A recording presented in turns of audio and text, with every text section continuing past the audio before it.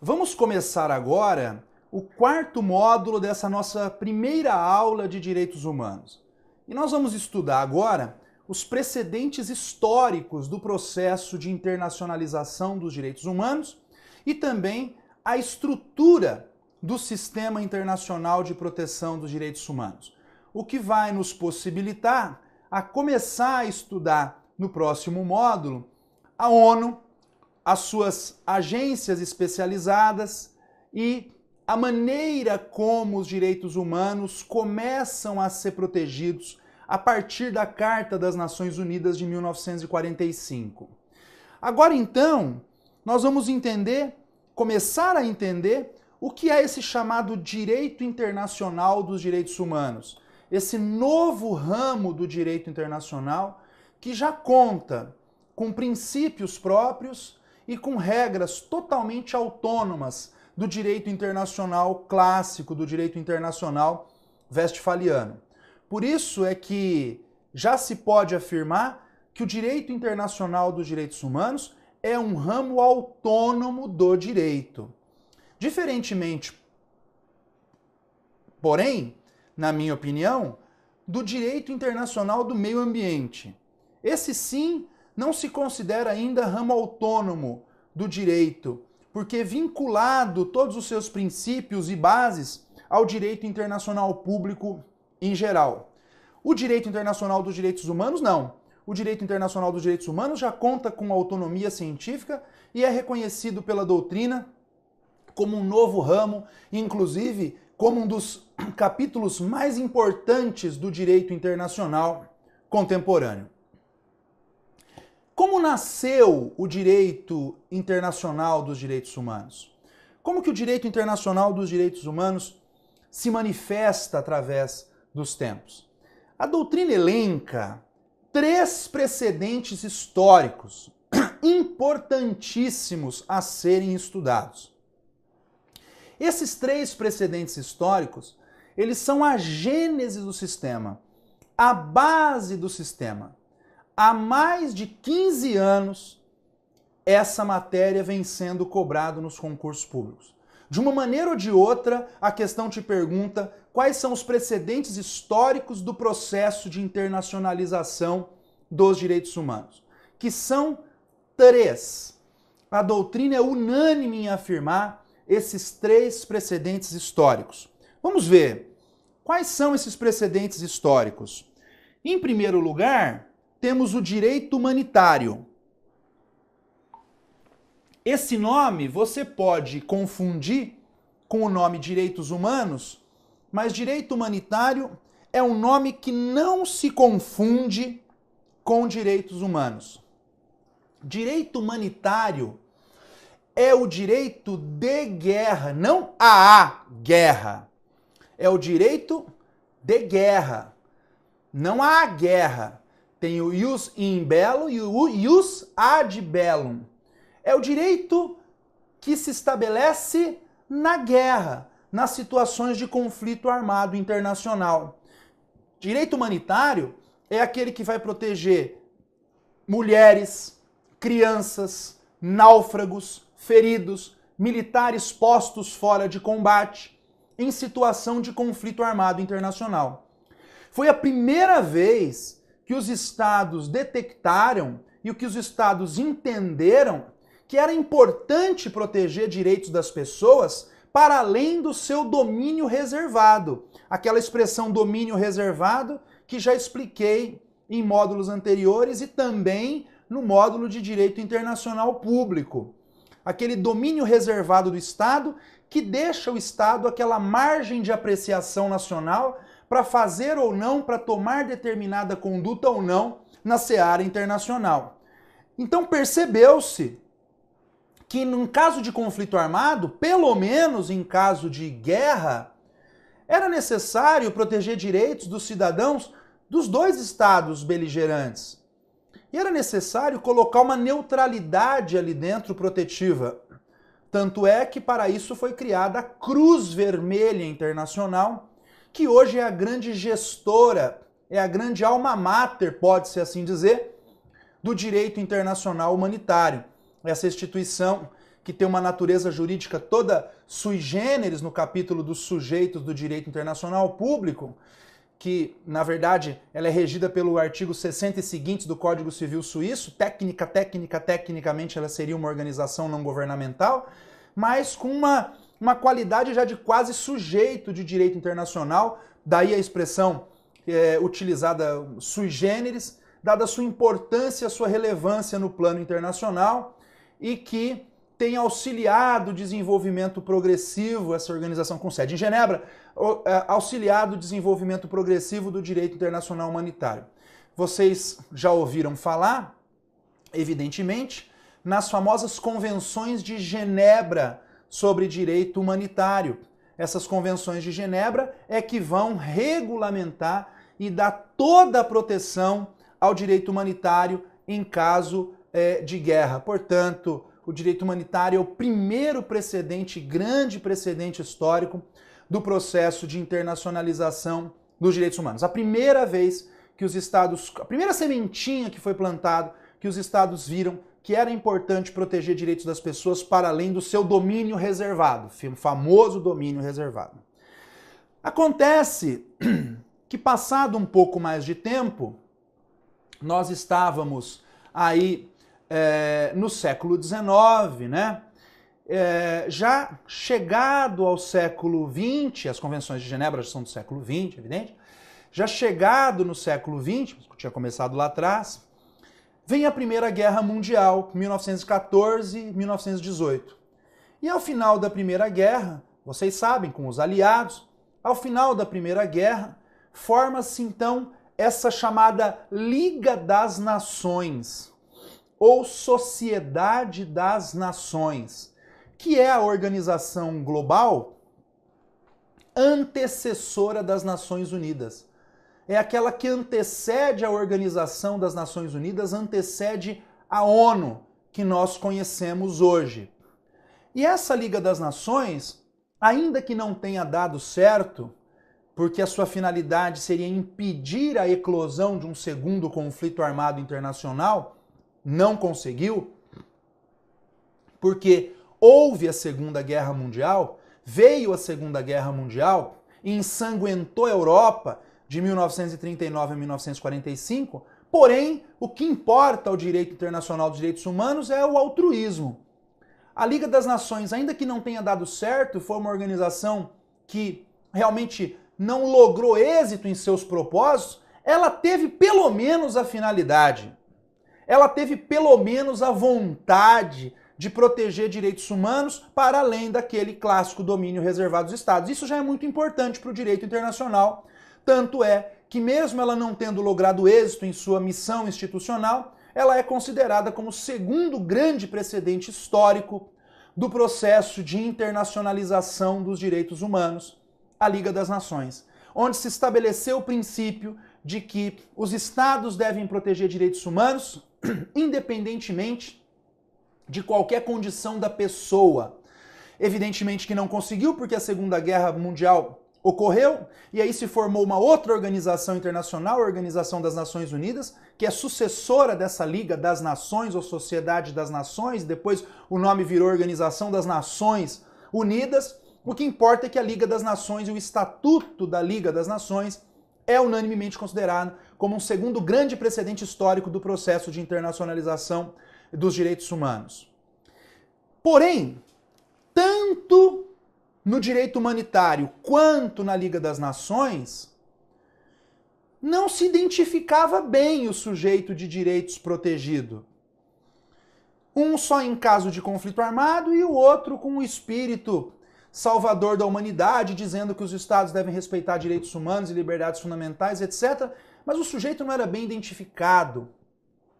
Até que então, também, logo depois, ao final da Primeira Guerra Mundial, pouco tempo depois, 14 e 18, a Primeira Guerra, em 1919, portanto, o Tratado de Versailles, que acabou colocando termo a tudo isso, lá em uma de suas partes, lá mais adiantado, no capítulo 12, o Tratado de Versailles cria essa então International Labour Office. Então esse então Escritório Internacional do Trabalho, hoje Organização Internacional do Trabalho, que vai colocar estándares mínimos de proteção ao trabalho no mundo. Então, nós já conseguimos identificar o sujeito de direitos protegido. Então, as convenções da OIT, aquelas convenções, aqueles tratados da Organização Internacional do Trabalho, que a Justiça do Trabalho no Brasil aplica e que os tribunais regionais do trabalho aplicam, o Tribunal Superior do Trabalho aplica, isso veio dessa época. Então, a OIT, as convenções da Organização Internacional do Trabalho, aparentemente não tem muita relação, né? Vocês percebem que tem toda a relação, são então considerados como o terceiro grande precedente e o mais importante, porque aqui o sujeito de direito já é identificado. É a gestante, é aquele que está numa situação de trabalho insalubre, perigoso, é o trabalho infantil e assim por diante. Eu já identifico melhor o sujeito de direitos. Então, estão aí os 3 precedentes históricos do processo de internacionalização dos direitos humanos. Direito humanitário, Liga das Nações e as convenções da Organização Internacional do Trabalho. Interessante, veja aqui, um concurso para delegado de polícia de 2000, olha, há 17, muitos anos atrás, mais de 15 anos, bem mais, de 2000, quanto tempo faz que esse concurso pediu a seguinte questão: quais são os precedentes históricos? Ele chamou de marcos, eu me lembro bem, tem muito tempo, tem mais de 20 anos isso aí. Quais os marcos do processo de internacionalização de direitos humanos? Ele pegava esses 3 e colocava 2 em uma questão. E sempre colocava uma expressão, Carta Internacional dos Direitos Humanos. Então colocava Liga das Nações, Direito Humanitário, Liga das Nações e Carta Internacional de Direitos Humanos. Liga das Nações, Convenção da OIT e Carta Internacional de Direitos Humanos. Direito Humanitário, Convenção da OIT e Carta Internacional de Direitos Humanos. Aquele concurseiro antigo dizia assim, bom, se de 4 alternativas 3 tem esse negócio, uma delas deve ter esse negócio. E era justamente a que não tinha esse negócio. E a 4ª alternativa, Direito Humanitário, Liga das Nações e Convenções Internacionais da OIT. O que é essa Carta Internacional de Direitos Humanos? Ela não é precedente histórico. Precedente, eu estou querendo o neto do sistema. Desculpem, o avô do sistema. A Carta Internacional de Direitos Humanos é o neto do sistema. Portanto, é o sistema já formado. A Carta Internacional de Direitos Humanos, a International Bill of Human Rights, é aquela que eu vou ensinar para vocês, formada pela Carta das Nações Unidas, mais Declaração Universal de Direitos Humanos, mais Pacto Internacional dos Direitos Civis e Políticos, PIDCP, de 66, mais Pacto Internacional dos Direitos Econômicos, Sociais e Culturais, o PIDESC, também de 1966. Esses 4 instrumentos juntos formam essa tal de Carta Internacional dos Direitos Humanos, que é então, na verdade, um conjunto de instrumentos que já é então o resultado dos precedentes, então não poderia ser os próprios precedentes. Olha que questão interessante, caiu para delegado de polícia no ano de 2000, há tantos anos atrás, no estado de São Paulo, e essa questão vem sendo repetida ao longo do tempo. Portanto, não confundir os precedentes históricos, direito humanitário, Liga das Nações, convenções da OIT, os precedentes com o próprio sistema já formado na sua maturidade, que é a Carta Internacional dos Direitos Humanos. Esses 3 precedentes trouxeram para o estudo dos direitos humanos 3 grandes contribuições. No que eles contribuíram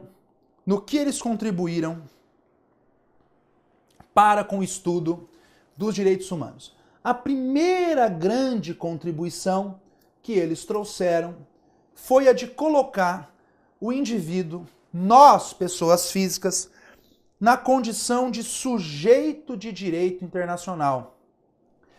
Quem está assistindo a minhas aulas de direito internacional público vai perceber lá no estudo dos sujeitos, lá no módulo que a gente estuda os sujeitos, que no passado, só os estados eram sujeitos de direito internacional. Depois vieram as organizações internacionais e os indivíduos não faziam parte desse contexto. a partir do desenvolvimento do direito internacional de direitos humanos, os indivíduos passam pela via dos tratados internacionais a ter direitos contra os próprios estados e a vindicar direitos perante cortes e tribunais internacionais, como pode qualquer um de nós deflagrar uma petição na Comissão Interamericana de Direitos Humanos contra o Brasil por violação de direitos humanos e a comissão, se entender por bem, substituindo-nos processualmente, demanda o Brasil na Corte Interamericana de Direitos Humanos e pode vir uma sentença a nós favorável. Isso é contribuição dos precedentes históricos do processo de internacionalização de direitos humanos, ter o indivíduo sido colocado na condição de sujeito de direito internacional público. A segunda contribuição é que nasce daí uma disciplina, nasce daí o chamado Direito Internacional dos Direitos Humanos. Nasce daí o chamado Direito Internacional dos Direitos Humanos. E a partir desse momento, a soberania dos Estados fica flexibilizada, portanto. Então, além de os indivíduos ser sujeito do direito internacional, eu tenho uma flexibilização de soberania e eu tenho o nascimento do direito internacional dos direitos humanos, que eles estão coligados, por isso que está num momento só para você. Os dois últimos precedentes. Nasce o direito internacional de direitos humanos como disciplina autônoma, e se nasce uma disciplina autônoma contra o próprio Estado, isso significa que a soberania estatal passa a ser, então, flexibilizada. Ou seja, aquele conceito de soberania de Jean Bodin, que é o poder absoluto ilimitado e ilimitável do Estado, acima do qual nenhum outro pode ter existência, aqui dentro. O professor Goffredo Teles Jr., naquele seu livro clássico, Introdução ao Estudo do Direito, várias edições, publicado há muitos anos, que eram suas aulas iniciais na faculdade de Direito para os seus estudantes, ele já dizia, soberania é um conceito hoje meramente interno. Que soberania é essa no plano internacional, que eu tenho que respeitar normas internacionais, que eu tenho um tribunal para me julgar, que eu tenho outros estados que respeitar? Que poder ilimitado que eu tenho, que eu estou entre iguais? Parem, parem, non habe iudicium. Entre iguais não há jurisdição. Daí a tese das imunidades diplomáticas, consulares, as imunidades da jurisdição do próprio Estado. Isso tem a ver também com essa flexibilização da soberania que adveio a partir daí. Portanto, temos três consequências, chamaria de contribuições desses precedentes históricos. A primeira, o indivíduo como sujeito de direito internacional. As demais, a flexibilização da soberania e o nascimento do direito internacional dos direitos humanos.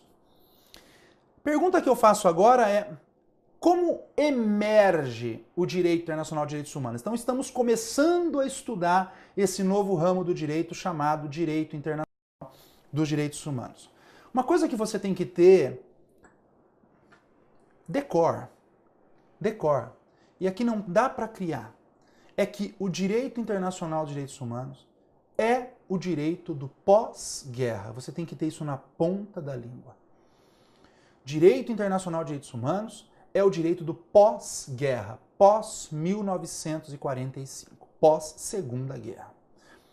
O professor Celso Laffer, numa passagem linda do seu livro da Proteção Internacional dos Direitos Humanos, que é um diálogo com o pensamento de Hannah Arendt, ele vai dizer o seguinte, à luz do pensamento de Hannah Arendt: se a Segunda Guerra representou a ruptura para com os direitos humanos, a Segunda Guerra e o seu pós representaram a reconstrução dos direitos humanos. Daí o título do seu livro, A Reconstrução dos Direitos Humanos, dialogando com o pensamento da cientista política Hannah Arendt.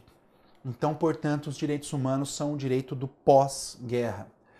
E se é um direito do pós-guerra, é um direito que foi legado do Holocausto. Vocês sabem que o Holocausto ensanguentou a Europa de 1939 a 1945, 11 milhões de pessoas levadas aos campos de concentração, 6 milhões de judeus levados aos campos de concentração, em que perderam totalmente a sua cidadania pela retirada da sua nacionalidade. O Estado arbitrariamente retirou a nacionalidade dessas pessoas e essas pessoas não poderiam então encontrar outra solução para a sua vida, porque displaced persons, pessoas jogadas, a não ser a morte nos campos de concentração. Esse legado do Holocausto levou a sociedade internacional a criar um sistema internacional de proteção e uma arquitetura, para falar como Lynn Green Alves, uma arquitetura de proteção desses direitos para que violações dessa natureza nunca mais viessem a existir no planeta. E daí então a gênese desse novo ramo do direito chamado Direito Internacional dos Direitos Humanos, que é baseado então no direito a ter direitos arendtiano. É claro que para eu ter a vida, eu tenho que ter direito a ter direito à vida. Daí então a expressão de Hannah Arendt, a expressão arendtiana, direito a ter direitos. Então está aí a emergência do direito internacional de direitos humanos. É o direito do pós-Segunda Guerra, pós-1945, é um direito que vem legado, né? É uma herança positiva da negatividade do Holocausto, que ensanguentou a Europa de 39 a 45, baseado então no direito a ter direitos. Então nasce essa doutrina, Direito Internacional de Direitos Humanos, que é a proteção que nós todos indivíduos temos no plano internacional pela via dos tratados internacionais. A partir desse momento nasce uma avalanche de tratados internacionais de proteção, tanto do âmbito global, da ONU, Convenção do Genocídio, Convenção da Tortura, Convenção contra o Racismo, Convenção dos Direitos das Crianças, dos Direitos das Mulheres, Convenção dos Direitos dos Idosos, Convenção contra o Terrorismo,